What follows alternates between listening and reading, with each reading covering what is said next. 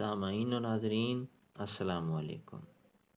ہماری ویڈیو کا آج کا عنوان ویسٹرن ڈسٹربنس یعنی مغربی ہواؤں کا بارش برسانے والا سلسلہ ہے۔ دوستو، موسم سرما کے آغاز، مونسون کے شروع اور آخر میں خصوصاً موسم بہار میں جو نام بارشوں کے حوالے سے ہر جگہ زیر گردش ہوتا ہے وہ ہے WD یا ویسٹرن ڈسٹربنس یعنی مغربی ہواؤں کا بارش برسانے والا سلسلہ، جو گرج چمک، آندھی، طوفان اور ژالہ باری کے لیے خاصا مشہور ہے۔ مونسون کے بعد یہ دوسرا بڑا سسٹم ہے۔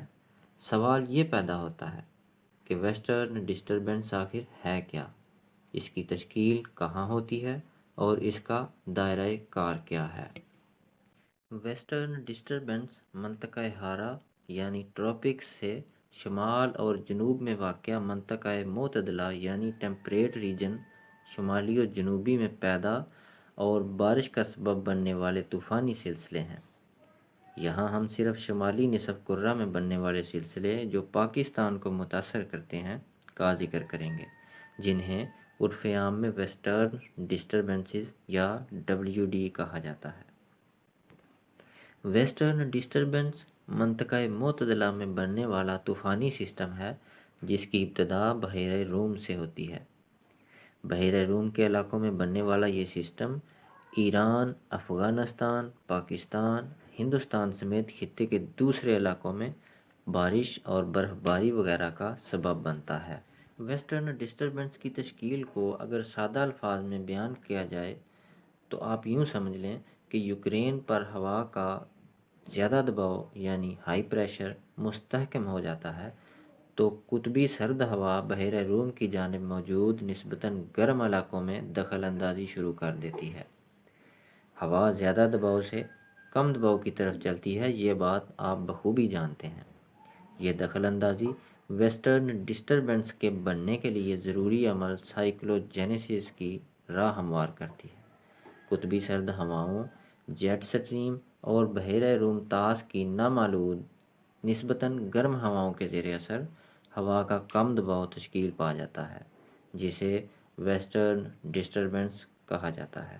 بحیرہ روم، بحیرہ قزوین اور بحیرہ اسود کی نمی لیے ہوئے یہ ویسٹرن ڈسٹربنس مغربی بالائی ہواؤں یعنی سب ٹروپیکل جیٹ سٹریم کے زیر اثر مشرق کی طرف کوچ کرتا ہے۔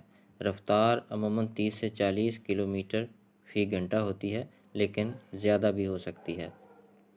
جب ویسٹرن ڈسٹربنس بر صغیر کے قریب پہنچتا ہے تو عظیم کوہ ہمالیہ اس کے راستے میں کھڑا ہو جاتا ہے، جس کے نتیجہ میں بادل تیزی سے اور شدت سے بننے شروع ہو جاتے ہیں۔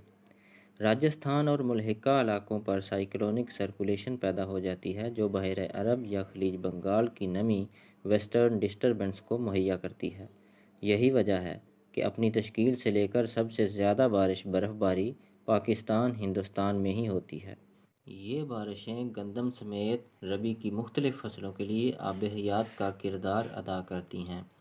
بالائی علاقوں میں برف باری ہمارے دریاؤں کی سارا سال روانی کی ضامن ہے۔ ویسٹرن ڈسٹربنس سلسلے کراچی سے کشمیر تک سارے پاکستان میں وقتاً فوقتاً بارشوں کا سبب بنتے رہتے ہیں۔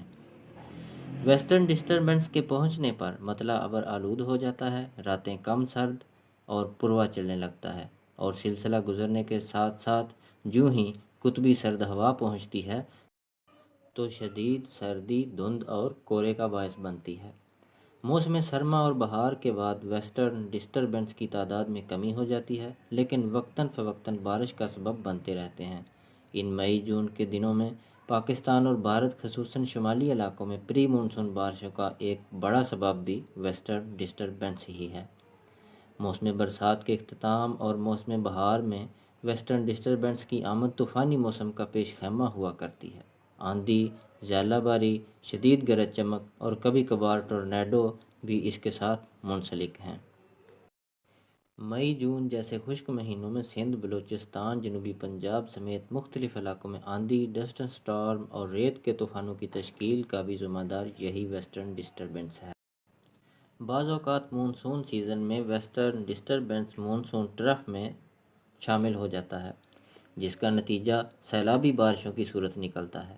جون 1913 میں کچھ ایسا ہی ہوا تھا جب اتر پردیش، اتراکھنڈ، دہلی، ہریانہ میں قریب 5,000 لوگ جان سے ہاتھ دھو بیٹھے تھے۔ پاکستان کے شمالی علاقوں میں یہ سلسلے موسلادھار بارشوں کا سبب بنتے رہتے ہیں، جس کے سب سے قریبی مثال اسی جنوری کے ابتدائی دنوں میں ہونے والی موسلادھار بارشیں ہیں، جو تاریخ میں ایک نادر موقع تھا۔ 24 گھنٹوں کے دوران جنوری میں اتنی زیادہ بارش ریکارڈ کی گئی، اس کی بڑی وجہ ویسٹرن ڈسٹربنس کا ٹھہرنا اور مشرقی ہواؤں سے وسیع پیمانے پر تعامل تھا۔